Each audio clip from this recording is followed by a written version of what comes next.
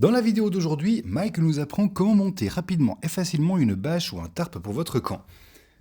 Pour ça, vous aurez besoin d'un tarp, d'une corde pour la base et d'une corde plus petite pour les attaches. Et pour le reste, Mike nous explique comment faire. Hello everybody, welcome back to the channel on this beautiful Saturday afternoon. If you pay a little bit of attention, you can probably hear the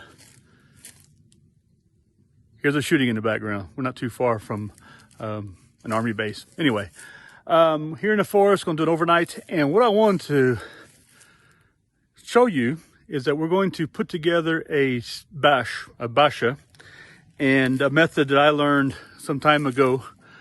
And what we're going to do is we're preparing the basha. If you see behind me, we've attached some orange cord between these two trees.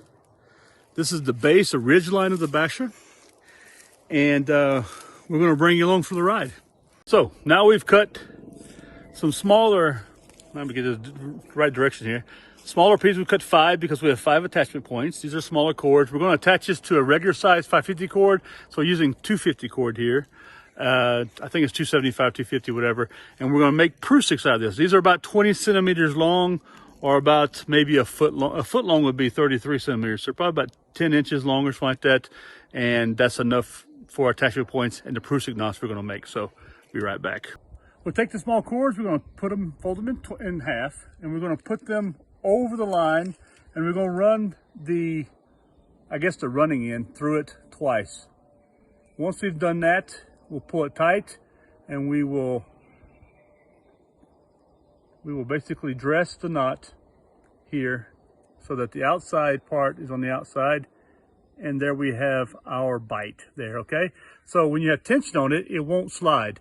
No tension, then you can slide it. That's the idea, okay? So that's the idea with the knot. So we're gonna put 5 of these up, and then we're gonna attach from there.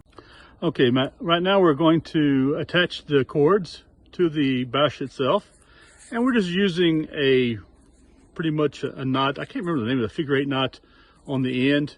It doesn't really matter the length that it turns out to be, because you're going to be able to regulate the length of this with the prusik knot itself.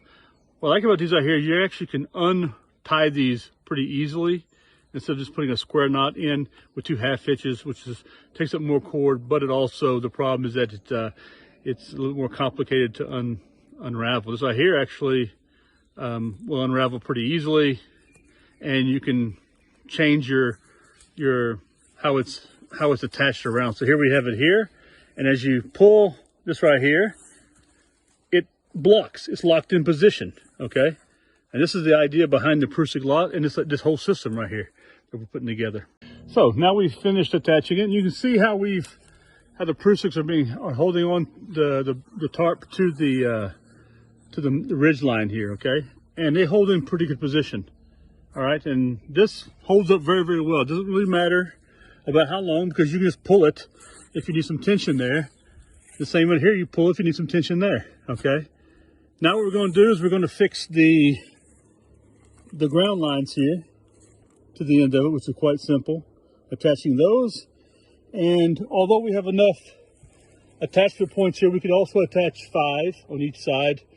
We're just going to attach 4 for the moment, okay, to give you an idea. And that's usually enough.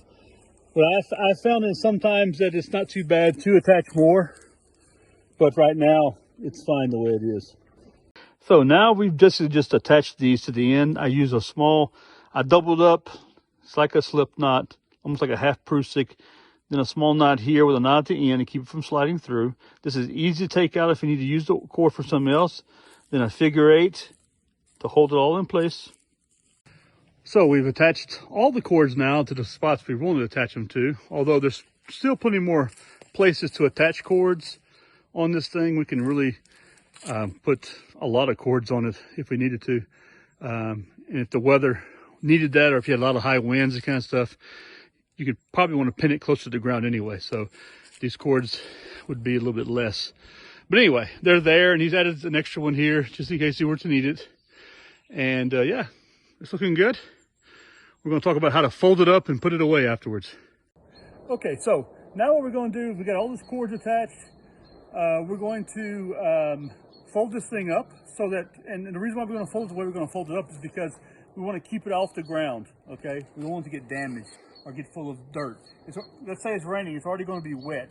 We want to put it in situations until we get back to where we're going to be at, or our next camp out, our next place we're going to be camping, so we can quickly get it in a sorted out position so that it can dry out quicker, or when we hang it up in the next location. Okay, I'm just going to fix this one cord right here.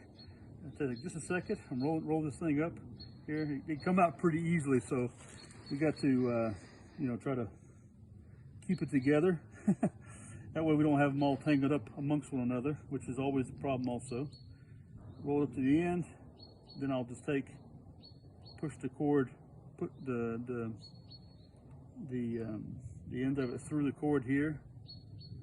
And I'll just run the opposite end through it. And that gives a little it holds like that. Anyway, so how we do it? Well, we use a prusik system.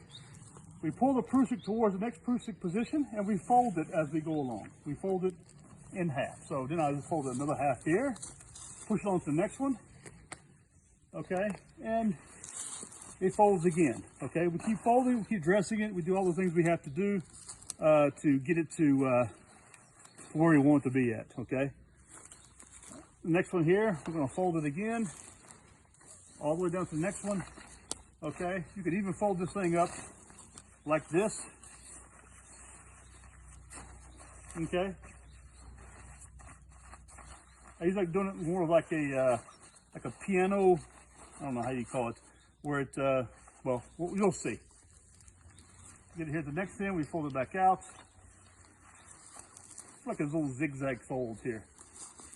Do the same thing here, fold it back in on itself, all the way to the end.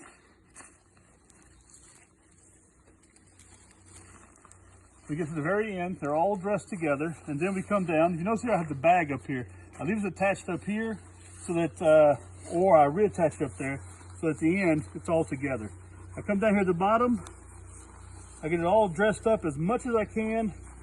Remember, it could be wet, or it could be dry the way it is now, and I start rolling it, okay?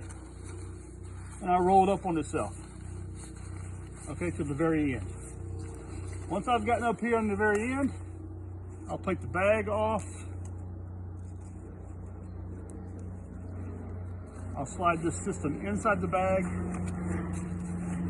I don't stuff it in. It's not a stuffed system. I keep it rolled up. Now you want to give it a chance to dry, so when you get home, you can easily unravel it in your garage, just like that. And then what I'll do is I'll just attach it over it, and then I'll walk down to the other end. Down here, I have all this cord right here. So what I'm going to do is I'm going to take this knot out, holding the cord. It takes also, by pulling the cord here, it takes also all the resistance from the other end. Pop it off. This knot I didn't size, so I moved it off there. Let's see if I can. Here we go. Okay, and then what you can do. Keeping up in the air, I'll run through my fingers, okay, and I'll start doing the figure 8 with it through my small finger and my thumb, and I'll keep running this through, keeping some tension on it so that it stays dressed here, as you see, but also on the end, I don't allow anything to touch the ground to get damaged or dirty. I want to keep this as clean as possible. When I get about this distance right here, about a foot out, I have this other running in right here. What I'll do is I will start rolling this on itself. And once it has a bit of a bite, then I'll keep running on itself all the way to the end here. Once I've gotten about here, then I'll do is I'll run a couple of them. I don't have to run all of them through it. Pull it through here, the ridge line itself, and take this running in right here, and I'll just, you see, if you notice, it's a bit of a slip knot right there, okay? I can stick this, I'll leave that here like this right here. And this is all attached right here, so I can actually stick this inside the bag right here.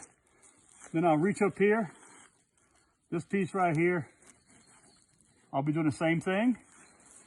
where I can pop it off.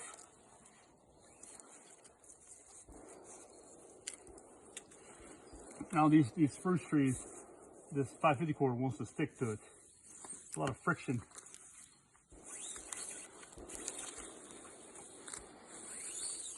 Okay, so here we go. That I'll just hang it up right there, and then down here, I'll take the other end of it right here. Same thing, same sequence through my fingers, figure 8. I'll run it through.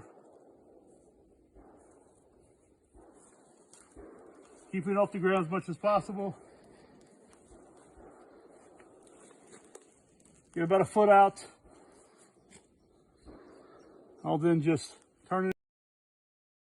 Suite à un problème technique, j'ai dû refaire la fin de la vidéo. Je vous laisse apprécier. Une fois que c'est fait, faites un nœud pour sécuriser le tout. Rangez la corde à l'intérieur du sac. Et comme ça, votre tarp est prêt pour la prochaine sortie. Ou si besoin, le faire sécher à la maison. Ou encore pour pouvoir le ranger de manière correcte. De manière correcte, j'ai dit. Merci à tous d'être passés sur la chaîne. N'oubliez pas de liker, de partager, de laisser un commentaire et de vous abonner. Et on se voit dans la prochaine vidéo. À bientôt, bye.